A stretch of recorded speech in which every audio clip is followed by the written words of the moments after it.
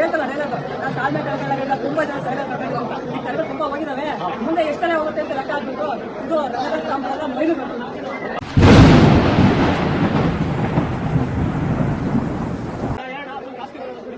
ನಾನು ಶಿವಣ್ಣನ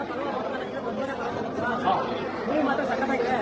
first half ಮಾತ್ರ ಚಿಂದಿ ಕುರಿ ಫೈಟ್ ಹೋಗಂತ ಅದಕ್ಕಿಂತ ಫಸ್ಟ್ ಹಾಫ್ ಅಲ್ಲಿ ಎಮ್ಮತ್ತ ಸಕ್ಕತ್ತಾಗಿದೆ. ಅದ್ಭುತವಾಗಿ ಮಾಡಿದ್ರೆ ಶಿವಣ್ಣನ ಯಾವ ರೀತಿ ತೋರಿಸ್ಬೇಕು ಅದಕ್ಕಿಂತ ಅದ್ಭುತವಾಗಿ ತೋರಿಸಿದ್ದಾರೆ. ಫಸ್ಟ್ ಹಾಫ್ ಅಲ್ಲಿ ಅಣ್ಣ ತಂಗಿ ಸೆಂಟಿಮೆಂಟ್ ಆಮೇಲೆ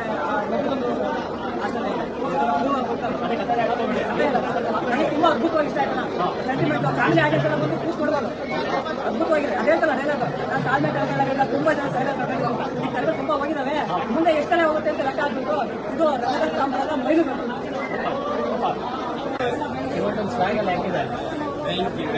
ಹೌದಾ ಎಲ್ಲರೂ ಬೆಂಕಿ ಅಂತ ಲೆವೆಲ್ಗೆ ಹೋಯ್ತದೆ.